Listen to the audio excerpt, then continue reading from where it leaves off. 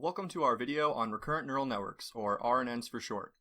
RNNs are the most important component of nearly all neural networks that deal with natural language. We'll start with the most basic RNN architecture and definitions. Then we'll move to the more advanced architecture called long short-term memory networks, or LSTM for short. LSTMs are the main choice for RNNs today for reasons that will soon become clear.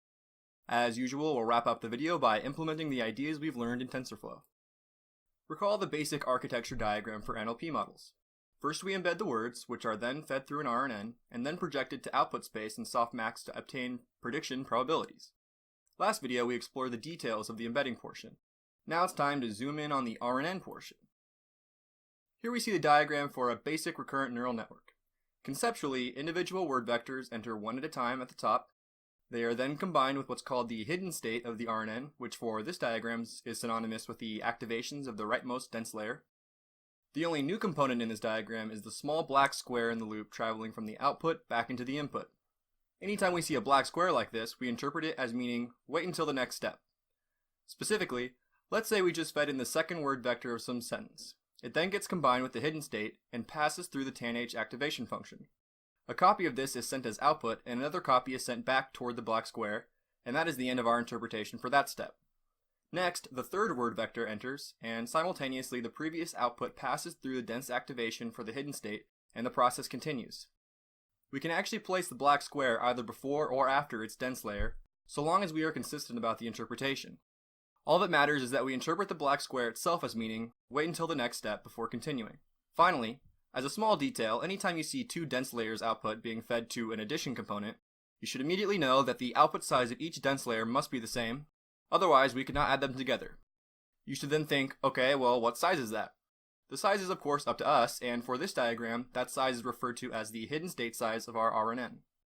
To make this less abstract, let's see how the code for a single step might look in TensorFlow. For illustration purposes only, I've coded up a small function that computes the next RNN output step given an input embedding vector x and the previous hidden state, or output, hprev.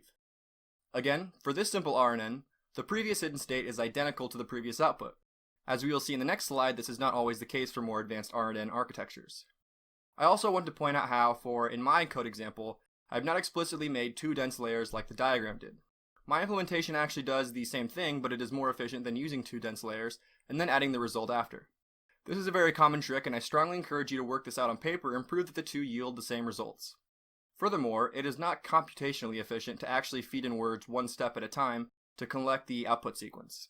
Instead, this graph in this diagram is unrolled in a way that the entire input sequence can be fed in at once. TensorFlow will handle all of that for us, but it's good to understand that these diagrams are for conceptual understanding and don't necessarily reflect the exact implementation details. Now that we've seen the most basic RNN architecture, it's time to move on to the more advanced, and also the most popular, long short-term memory networks, or LSTM for short. Although a bit silly sounding, the strange name is accurate. LSTMs can process longer sequences of text without forgetting as much information from the earlier steps, something that the basic RNN architecture struggle with. LSTMs accomplish this by using three distinct gates. They are called gates as an analogy to gates used in electric circuits, in the sense that they control the relative amount of information allowed to flow along their path. The LSTM has an input gate, a forget gate, and an output gate, where their names indicate the purpose. A fair warning for what you're about to see, the LSTM architecture is a rather large step up in complexity, visually speaking, compared to the diagram we saw in the previous slide. To help simplify its appearance, I'm going to define a component that I'll call sigma, shown here. All this does is take two inputs, project them to the same size, adds a bias, and returns the result. This will be used to make each of our gates. Time for us to start building our LSTM. First, note how I've defined this as TensorFlow LSTM cell. That's because I've read the source code for TensorFlow's LSTM cell implementation and manually built the diagram we are about to see. When we use the LSTM cell in later videos, we will be using exactly the diagram you are about to see here. The LSTM cell takes as input a word vector x and the previous output state hprev, the same basic idea as the simple RNN structure. Next, we build our gates. To avoid cluttering the diagram with arrows everywhere, I've sent the inputs to a circle that indicates its name, and anywhere you see that circle reappear, you can treat that as identical to us connecting an arrow between them. The two input gates get combined via our sigma component for each of the three gates, and another time for just the inputs, which you can relate with the simple RNN from the previous slide. Note that each gate's sigma component has its own unique weights. The gates also feed their sigma outputs to the sigmoid activation function in order to force their values within the range of 0 to 1.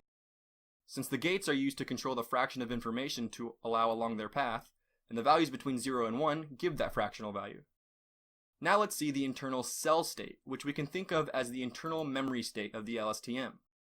Let's start with the two inputs fed in at his left.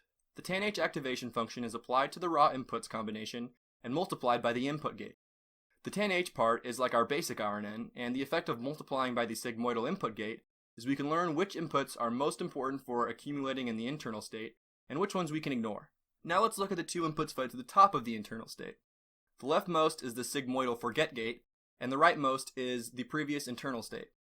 These are multiplied together to control how much of the previous internal state to forget in a similar fashion as was done with the input gate. Finally, we combine the gated inputs and gated previous state to get the next internal state, which TensorFlow refers to as C. Just one more step is needed to compute the final outputs.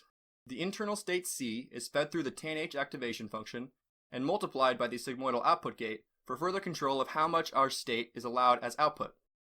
The output is sent back around for being input at the next step, and the cycle continues. If this is your first time seeing an LSTM diagram, it's a lot to take in. This may be a good time to pause the video and make sure you understand the flow of information from inputs to outputs. Recall that I said I've diagrammed this to be exactly the default TensorFlow implementation of LSTMcell. To further show the comparison, I've extracted the relevant source code from LSTMcell, which we can see here. Each code block in this snippet corresponds to each of the portions I clicked through earlier. I've replaced some naming and moved some code around, but roughly 3/4 of this snippet is straight from the source code. First, the inputs X in the previous output state, which TensorFlow calls H, or sometimes M in older code, are fed through the 4 different sigma blocks to get the input, forget, and output gates, along with what TensorFlow calls the new input, J. We apply the sigmoid to each gate. As a minor side note, TensorFlow adds bias to the forget gate by default and initializes the bias to 1. This reduces the scale of forgetting at the beginning of training. Next, we compute the internal state C, the blue rectangle in our diagram, and then we wrap up by computing the output state H. TensorFlow will wrap H and C into its LSTM state tuple, which is nothing more than a collections.nameTuple object. Since we'll work through usage in detail during the last 2 videos of this section, here I'll just provide a sneak peek for using TensorFlow's LSTMcell and dynamic RNN.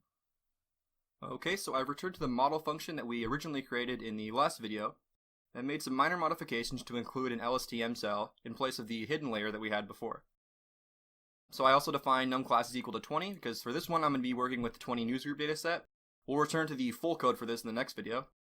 But for now, note we have the embedded features using our glove embed function from the same previous video. Note that this has output, a shape, batch size, max sequence length by embed size. So next we define our TensorFlow LSTMcell with a state size of 128. So 128 is going to be the number of units in both the C state and H state since they are computed together. And to actually use our LSTMcell, we then call TensorFlow's dynamic RNN utility. We pass our cell to it as well as the inputs, and it's going to give us our outputs.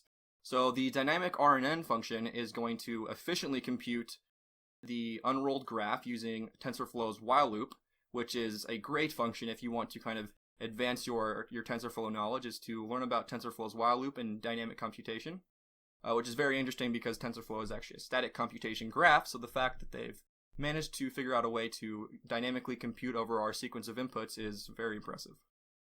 So TensorFlow's dynamic RNN, we're going to output a tuple of outputs and state. Output is going to be a tensor over each individual of the max sequence length outputs, so it's going to have shape, batch size, max sequence length, and the state size. And the state of the returned dynamic RNN is going to be the final state. So that's going to be an LSTM state tuple, not a tensor.